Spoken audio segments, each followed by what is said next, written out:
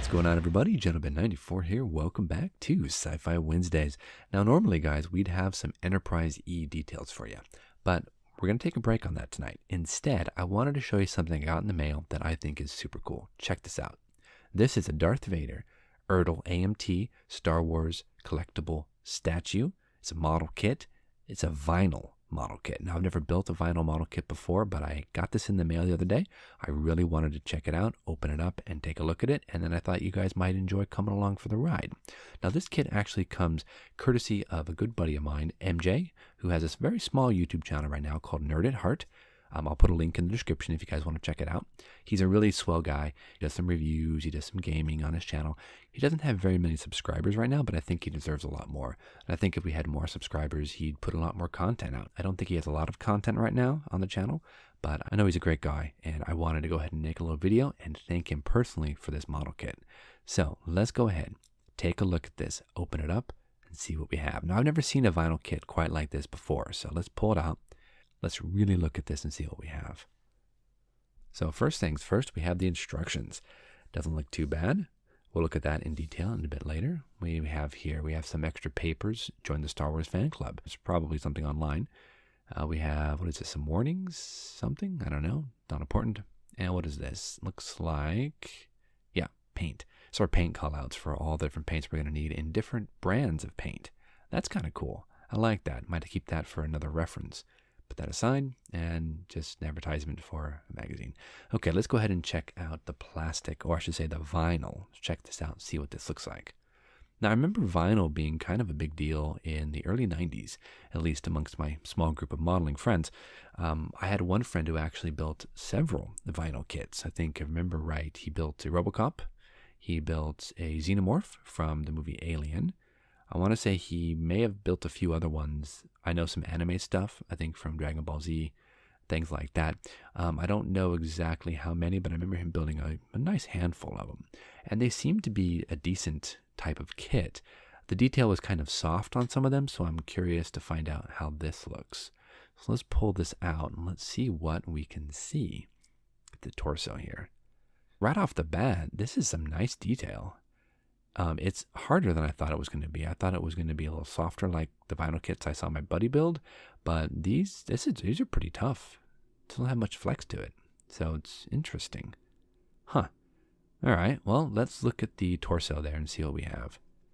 So you can see it's got a nice array of molded in details. It's got a nice belt. He's got his chest plate. It's got almost like quilted armor.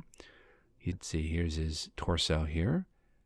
Looks like this will actually fit on top of that. We have to actually cut off these, I guess, molding blocks. Everything's hollow, so that would be interesting. We could probably use that feature. But look at this detail up close here. We've got switches, we've got dials, we've got his belt. Everything is really cleanly molded. I don't know how they make vinyl kits, but this is actually really, really good detail. Check out his legs here and his pants. Everything is textured. It's almost like quilted armor. It's very interesting. It's really nice, I have to say. Check this helmet out here. This is his head. As you can see, he's got a lot of wires and cables. And you look on the back side here, it's actually his back of his head. So we could actually paint that up and give it some really awesome colors there. This is really nice. Very clean detail. I mean, I'm used to styrene, and this is not styrene. This is vinyl, so it's interesting. Here is a lightsaber. This is one of the selling points on the box. It says comes with lightsaber. This is it. It looks like a clear styrene lightsaber. Actually pretty decent in terms of molding. Doesn't look too shabby. I like this. Look at his boots here. We have these nice shin guards here. They look really, really detailed. Even check out the hands here. You can see that the gloves are kind of stretched very tight and taut in different areas. It looks like he's really reaching out. There's a lot of purpose. I like that. Here's the hand that holds the lightsaber. I wonder if we can close this with like a heat gun or something. I wonder how vinyl works under heat. I don't know. I don't know much about vinyl. We have this chain here. I don't know if this is vinyl or if it's resin or something, but this is actually a chain that goes around his neck to hold up his cloaks and his different capes. I think he's got 2 of them total. Speaking of capes, here they are right here. I wonder if it'd be possible to go ahead and replace these with some actual cloth material. I mean, they look fine, but they're really stiff. So I don't know if I'd want to use those necessarily, but everything on this kit is really clean. Everything is nicely molded. Like I said, the gloves have a lot of intent, a lot of power just molded into that, so that's really neat. The way these work is mostly just slice off that little carrier block and then glue it together. This is a really nice kit. Looks awesome. Level of detail on these is surprising, seeing as it is vinyl. Now let's look at the lightsaber itself. Here, the lightsaber fits in his right hand, and it looks like it just fits right up inside. Yeah, right there.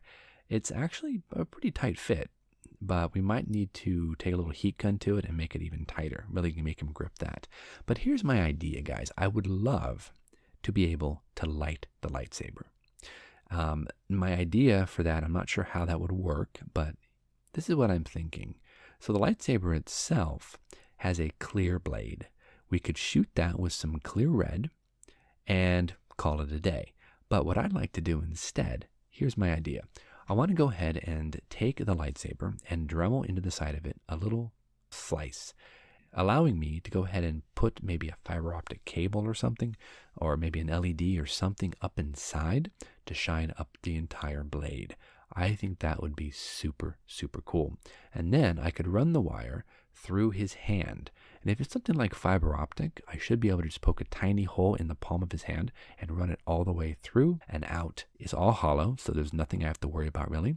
I can thread it all the way through his hand, through his arm, through his torso, through his legs, and out through his boot, and make some sort of a platform that he can stand on, maybe some sort of a catwalk or something. I think that would be super, super cool. Now, can I do it? I don't know, but I'd like to give it a try. Now, the instructions themselves look to be pretty simple. Let's go ahead and open it up and take a look at this here. Oh, it looks like there was other kits actually you could do. You could do Luke and you can do Han. Very cool. I would be a little reluctant to do either of these because they have faces. I'm not so good at faces. But nice thing with Vader, you just have a mask. Now, here are all the part breakdowns and the color callouts. It doesn't look like there's that many, parts and pieces. It looks like this back of this lightsaber comes off. I didn't notice that. Let me see this for a second here. So the back is supposed to come off. Oh, there you go. Yeah, it does. So that must make it easier to put into his hand, So that's kind of neat to know. From just a first glance here, yeah, it looks like we have the color callouts for all the lightsaber. We have the color callouts for his uniform, for his mask. We have all the parts up here on top. We have to, of course, like I said, remove all of these, carrier blocks, cut all of that out with a really sharp X-Acto knife. I'd love to find a way to maybe replace these capes with actual linen. That'd be really, really cool, I think.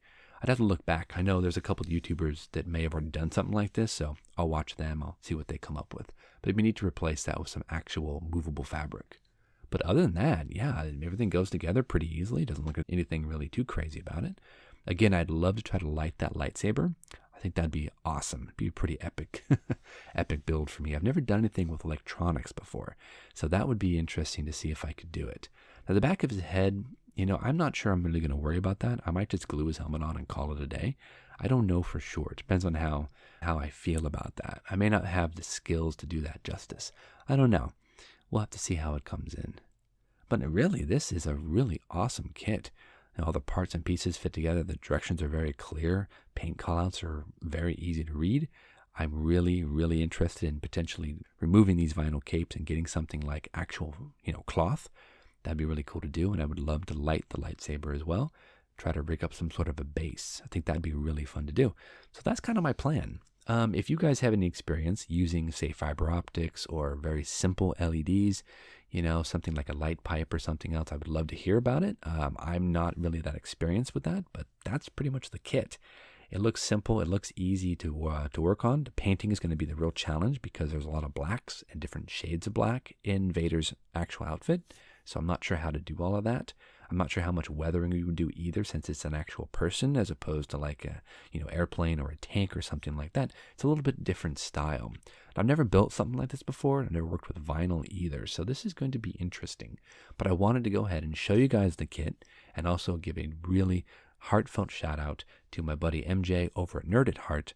I'm going to drop a link in the description for you guys. Go check out his channel. Like I said, he's just started the channel recently. He doesn't have a lot of subscribers, but if people show him some love, I think he'll put out some more videos for us. And he's a really swell guy. So drop him a like or a thumb up or something.